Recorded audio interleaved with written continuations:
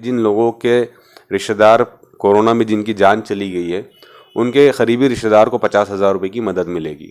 तो उसमें क्या क्या डॉक्यूमेंटेशन रिक्वायरमेंट है बता सकते हैं सर आप उसमें? इसके अलावा सर एक टॉपिक मेरा ये था जो 11 तारीख को डिक्लेयर हुआ है कि एमएम वाले आरक्षण को लेकर मुंबई जाएंगे। आप लोग को इसमें परमिशन मिली है नहीं मिली है या ये कैसा काम होगा पूरा? तो सर जैसा कि ये जो आप हाई कोर्ट के जजमेंट की बात कर रहे हैं ये तकरीबन 2014 के पहले आया था जहाँ तक मुझे याद है, पर उसके बाद भी आरक्षण के ताल्लुक से कुछ हुआ नहीं है। तो आज ये चीज़ क्यों इतनी उठ रही है एमआईएम की तरफ से? कहीं ऐसा तो नहीं सर जो इलेक्शन डिक्लेयर हो रहे कि उसमें एक छवि सुधारने के लिए आप ये मुहिम चला रहे? अक्सर हम कांग्रेस के टाइम से भी देखते आते हैं, शिवसेना के टाइम से भी देखते आते हैं कि ये चीज़ें सड़कें वगैरह नाला ये सब होती है इलेक्शन के टाइम पर, उसके पहले चीज़ों को कोई संज्ञान नहीं लिया जाता है। इसमें क्या अभी एमआईएम आगे भी काम करेगी या फिर ये सिर्फ इलेक्शन के हद तक रहेगा? महाराष्ट्र न्यूज़ टुडे में आपका स्वागत है। आज हमारे साथ औरंगाबाद की बहुत ही जानी मानी शख्सियत मौजूद है, जनाब शारिक नक्शबंदी साहब, जो एक गवर्नमेंट ने निकाली है कि रूल जो कोविड में जिनकी डेथ हुई है, जो जिनका इंतकाल हुआ है कोरोना की वजह से, उसमें एक एमआईएम ने बहुत अच्छा काम की है कि जो लोग मरे हैं उनके घर वालों को एक 50,000 का चेक मिलेगा। तो उसके डॉक्यूमेंटेशन कैसे करना है, कहाँ पे उसको सबमिट करना है, ये सभी चीज़ों पे बात करते आइए शारिक नक्शबंदी साहब से और जानते हैं कि इसमें लोगों को क्या क्या सहूलतें मिलेगी। महाराष्ट्र इंस्टीट्यूट में आपका स्वागत है सर। Thank you sir. जो ये आपने एक मुहिम चला है कि जिसका भी इंतकाल हो उनको 50,000 रुपये मिलेंगे, तो कैसा रहेगा और उसमें लोगों को क्या क्या डॉक्यूमेंटेशन करना चाहिए? देखिए, अभी तक होता ही आया कि जब जब महाराष्ट्र सरकार ने कोई स्कीम्स निकाली है जनता के लिए, जनता को प्रॉपर गाइडलाइंस नहीं होने की वजह से तमाम की अक्सर स्कीमात जो है तो लैप्स हो जाती है, उनके फंड्स वापस चले जाते हैं। मजलिस-ए-इत्तेहादुल मुस्लिमीन कोशिश कर रही है कि लोगों में अवेयरनेस पैदा करे, जिन लोगों को गाइडेंस नहीं है उनके लिए गाइडेंस सेंटर कायम करे। इसी नुक्ते नज़र से जनाब इम्तियाज़ जलील साहब ने अपने ऑफिस पर, उनके ऑफिस पर जो है तो एक हेल्पलाइन डेस्क शुरू किया है, जहां पर महाराष्ट्र सरकार ने हाल ही में जो फैसला लिया है कि जिन लोगों के रिश्तेदार कोरोना में जिनकी जान चली गई है उनके करीबी रिश्तेदार को 50,000 रुपये की मदद मिलेगी। इससे पहले भी कई स्कीमात आए, लेकिन जनता की सही वक्त पर रहनुमाई मार्गदर्शन नहीं होने की वजह से वो अपनी स्कीमात से फ़ायदा नहीं उठा पाते थे।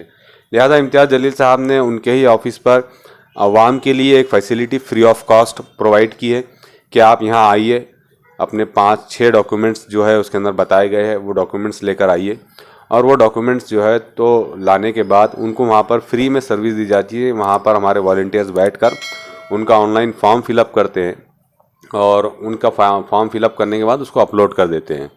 तो इस तरीके से हम चाहते हैं कि महाराष्ट्र सरकार की जितनी स्कीम्स हैं उसका फ़ायदा जनता को पहुँचे, जिसकी एक कड़ी है। तो उसमें क्या क्या डॉक्यूमेंटेशन रिक्वायरमेंट है बता सकते हैं सर आप? उसमें यह है कि कोई जो एप्लीकेंट है जो खुद एप्लीकेशन कर रहा है उनके किसी रिश्तेदार के मरने पर, तो उसका खुद का बंदे का आधार कार्ड होना चाहिए। जिनका इंतकाल हुआ है, जिनकी मृत्यु हुई है, उनका आधार कार्ड होना चाहिए। उसके बाद आप जो आधार कार्ड आपका दे रहे हैं, एप्लीकेंट जो अपना आधार कार्ड दे रहा है, वो आधार कार्ड बैंक अकाउंट से लिंक होना चाहिए। वो जिस बैंक अकाउंट का जिक्र उस फॉर्म में कर रहा है उस बैंक अकाउंट का एक कैंसल चेक होना चाहिए। ये हो गए 5 डॉक्यूमेंट। उसके बाद एक कॉज ऑफ डेथ मरने के कारण का एक बाज़ाब्ता एक सर्टिफिकेट जो तो हर अस्पताल देता है, वो रिपोर्ट में लिखता है कि किस वजह से मौत हुई है, किस रीज़न से इनकी मौत हुई है। तो वो कॉज ऑफ डेथ का जो सर्टिफिकेट है वो लगाना लाजमी है। अगर बाई चांस किसी के पास वो नहीं है तो जितने भी लोगों का इंतकाल हुआ है, जो लोग एक्सपायर हुए हैं कोरोना में, पहले उनकी RT-PCR रिपोर्ट निकाली गई थी, उनका टेस्ट किया गया था और वो रिपोर्ट भी उनके रिश्तेदारों को दी गई थी। तो एक तो वो कॉज ऑफ डेथ का सर्टिफिकेट प्रोड्यूस करे, या नहीं तो फिर उनकी RT-PCR या CT स्कैन की कोई रिपोर्ट है तो वो रिपोर्ट पेश करे। ऐसे तकरीबन 6 डॉक्यूमेंट कंपलसरी है। 6 डॉक्यूमेंट्स लगाने के बाद आपका फॉर्म बआसानी फिल हो जाता है और अपलोड भी हो जाता है, और आने वाले दिनों में इसको डिस्ट्रिक्ट वाइज जो है तो इसकी लिस्ट डिस्ट्रिक्ट कलेक्टर के पास लगेंगी कि किन किन लोगों के सैंक्शन हुए हैं।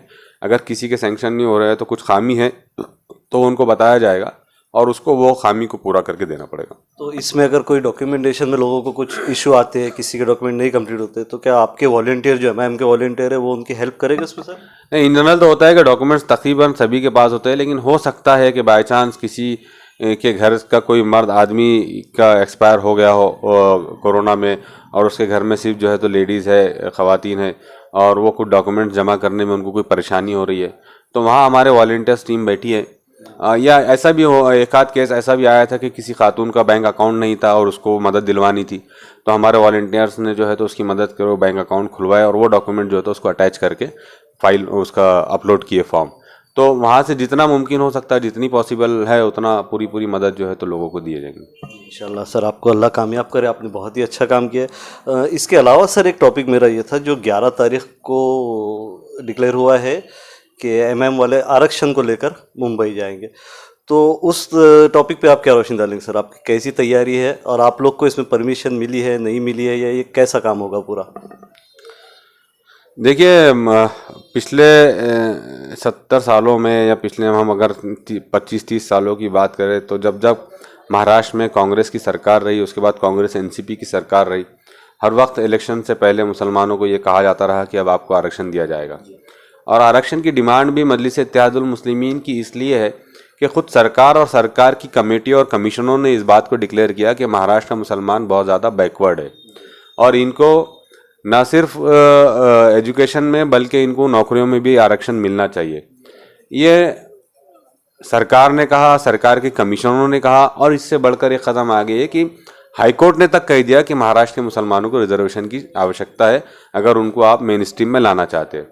इन तमाम रिपोर्ट्स के बाद, तमाम फैसलों के बावजूद भी एनसीपी और कांग्रेस की सरकार आज है और इनको सत्ता में आए हुए 2.5 साल का अरसा गुजर चुका है, लेकिन ये सोए हुए हैं। हम यही चाहते हैं कि हम अपनी आवाज़ बुलंद करें, हर मुसलमान अपनी आवाज़ बुलंद करे, भले ही वो किसी पार्टी से ताल्लुक़ रखता हो, लेकिन वो आगे आए और अपने आरक्षण के लिए हमारे साथ जुड़े। और एक और बात बता दूं आपको कि हम आरक्षण मुसलमान होने की, मज़हब की या धर्म की बुनियाद पर नहीं मांग रहे हैं। जितने कमीशंस है, जितनी सरकारी रिपोर्ट्स है और हाईकोर्ट का फैसला है, वहाँ ये बात तय हो गई है कि मुसलमान माली तौर पर फाइनेंशियली बहुत कमज़ोर तबका है और इनको इनकी फाइनेंशियल कमज़ोरी की बुनियाद पर, फाइनेंशियल बैकवर्डनेस की बुनियाद पर इनको रिजर्वेशन दिया जाए, और हम भी उसी बुनियाद पर मांग रहे हैं। रहा सवाल हमारी तैयारियों का, तो हमने 27 नवंबर की डेट फाइनल किए थे, लेकिन अमरावती के कुछ वाक़यात हो गए। उसके बाद महाराष्ट्र पुलिस ने रिक्वेस्ट की कि आप आगे बढ़ाइए। हमने उनका पूरा मान सम्मान रखते हुए उस डेट को आगे बढ़ा दिया, 11 दिसंबर अब हमने डेट फाइनल की है और हम अब जाएंगे इंशाल्लाह। हमारा बोलना यह है कि कुछ लोग ये अफवाह फैला रहे हैं कि परमिशन नहीं मिल रही है, इजाज़त नहीं मिल रही है, फिर भी जा रहे हैं। हमारा ये बोलना है कि आपको तो हाईकोर्ट ने ये कह दिया है कि आप मुसलमानों को रिजर्वेशन दें। हाईकोर्ट के फैसले को आप नहीं मान रहे हैं, उन कमीशनों के फैसलों को आप नहीं मान रहे हैं जो खुद आप ही की सरकार के बिठाए हुए थे, तो फिर अब हम किस बुनियाद पर मांगे? हम तो हक की आवाज़ लेकर और अपना हक मांगने के लिए आ रहे हैं। तो सर, जैसा कि ये जो आप हाई कोर्ट के जजमेंट की बात कर रहे हैं, ये तकरीबन 2014 के पहले आया था जहाँ तक मुझे याद है, पर उसके बाद भी आरक्षण के ताल्लुक से कुछ हुआ नहीं है। तो आज ये चीज़ क्यों इतनी उठ रही है एमआईएम की तरफ से? कहीं ऐसा तो नहीं सर, जो इलेक्शन डिक्लेयर हो रहे कि उसमें एक छवि सुधारने के लिए आप ये मुहिम चला रहे? अल्हम्दुलिल्लाह, जहाँ तक एमआईएम की छवि सुधारने की बात है, तो एमआईएम की छवि बिगड़ी ही नहीं जो हम सुधारने की कोशिश करेंगे। ठीक है, खामियां हो सकती है, कुछ गलतियां हो सकती है, लेकिन ऐसी गलतियां नहीं है कि जिससे किसी जनता का कोई बहुत बड़ा नुकसान हुआ या उनको हथेली पे जन्नत दिखाई गई हो और उनको पूरा नहीं कर रहे हैं। ये हमारे मंशूर में हमारे मकासद का एक अहम हिस्सा है। बैरिस्टर असदुद्दीन ओवैसी साहब के मिशन का एक हिस्सा है कि वो चाहते हैं कि भाई हमारी कौम के बच्चे भी दीगर कौमों के बच्चों के साथ साथ उन्हीं तालीमी इदारों में तालीम हासिल करें जहाँ वो हासिल करते हैं। तो छवि सुधारने की इसमें कोई बात नहीं आती है। दूसरी बात रही इलेक्शन की, हमने महाराष्ट्र सरकार को सत्ता में आने के बाद 2.5 साल का अरसा दिया। हम पहला साल देखते रहे, आपने कोरोना का बहाना कर दिया, दूसरा साल देखते रहे, दूसरी लहर की बात कर दी, अब 2.5 साल का अरसा गुजरने आया। इसके बावजूद भी महाराष्ट्र में मुसलमानों को आरक्षण देने के मुतालिक ना आपने कभी मीटिंग की, ना आपने चर्चा की।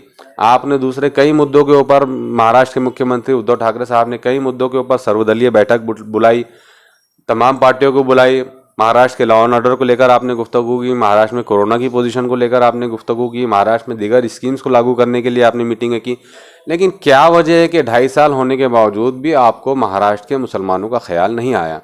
तो हम यही चाहते हैं कि ये जो हम सोने का नाटक कर रहे हैं, या मुसलमानों के वोट लेने के बाद आज जो सत्ता में दोनों पार्टियां बैठी है, तो इनको ये एहसास दिलाया जाए कि भाई 2.5 साल का अरसा गुजर चुका है। अब आपने जो 2014 में एक चॉकलेट देने की बात कही थी, अब तो हाईकोर्ट ने भी उस पर मुहर लगा दी।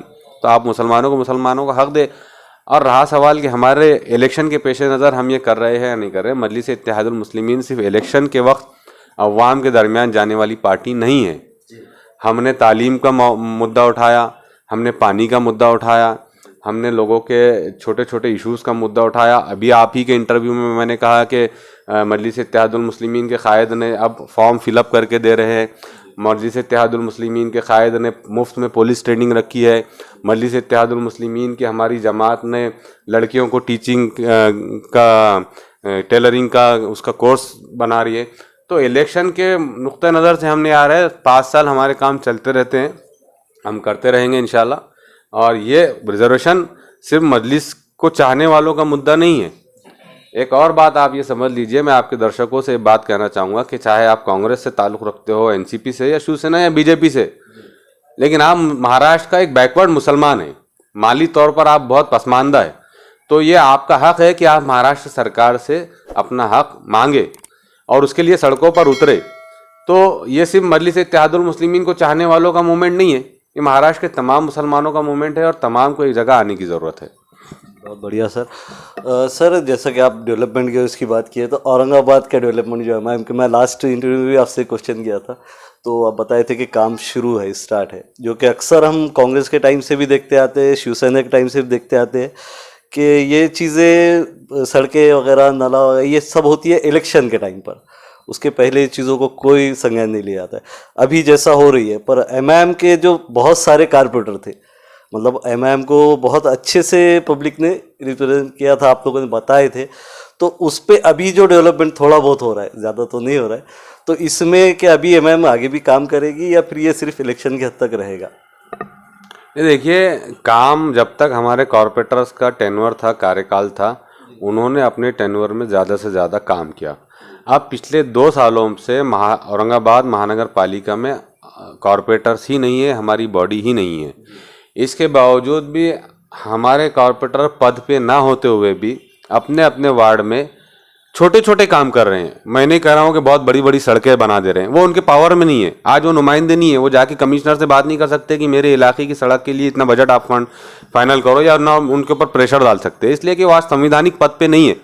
लेकिन इसके बावजूद भी जो भी हमारी जनता के छोटे छोटे इश्यूज़ होते हैं वो उनको सॉर्ट आउट करने की कोशिश कर रहे हैं। जनाब इम्तियाज़ जलील साहब ने शहर के तकरीबन 5 से 6 अहम रास्तों को अभी पिछले 1.5 से 2 महीने के अंदर फाइनल करवाया, जिसमें खुद एक चंपा चौक का रास्ता है, जिसमें एक दमड़ी महल का रास्ता है, जिसमें एक नवाबपुरे से मोंडे का रास्ता है, चौथा रास्ता मोंडे से गुलमंडी तक का रास्ता है। तो ये अभी आप ही के साथी ने मुझसे कहा कि तो ये रास्तों से आप लोग खुद गुजरते थे, मेरे पास उसके पूरे रिकॉर्ड्स है। एमपी इम्तियाज़ जलील साहब ने जो है तो खुद जब हमने कमिश्नर साहब को कहा कि भाई क्या इन रास्तों से आप आपके मम्मी पापा को गुजारना चाहेंगे, क्या वो बीमार और बूढ़े नहीं है जैसे एक आम जनता गुजरती है वहाँ से, तो शायद उनको एहसास हुआ। फिर खादर साहब के साथ उन्होंने बैठे और तकरीबन 7 से 8 रोड मजलिस इत्तेहादुल मुस्लिमीन के हमारे कायद जनाब इम्तियाज़ जलील साहब ने स्पेशल एक फंड से जो है तो वो मंजूर करवा के उसका काम भी चल रहा है। अभी तो काम कर रहे हैं, बड़े काम खासदार साहब अपनी लेवल पे कर रहे हैं, और कॉरपोरेटर्स ने जब तक उनका पीरियड था तब तक ज़्यादा से ज़्यादा काम करने की कोशिश किए। और अभी भी जो भी छोटे छोटे काम होते हैं, वार्ड के इश्यूज़ होते हैं, ड्रेनेज का इशू है, नल का इशू है, लाइट का इशू है, तो ये छोटे काम वो कर रहे हैं, अभी राह फरार इख्तियार नहीं किए किसी ने भी। बहुत बढ़िया सर, बहुत बहुत शुक्रिया आपका हमको वक्त देने के लिए सर। शुक्रिया बहुत बहुत। तो आप सुन रहे थे शारिक नक्शबंदी साहब को, जिन्होंने काफ़ी तफसीलात से हमारे साथ बात की। ऐसे ही और मुद्दों से जुड़े रहने के लिए, ऐसे ही और टॉपिक पर बात करने के लिए हमारे चैनल को सब्सक्राइब कीजिए, इस वीडियो को लाइक कीजिए और ज़्यादा से ज़्यादा शेयर कीजिए। मैं शाहब यासीन, महाराष्ट्र न्यूज़ टुडे, औरंगाबाद।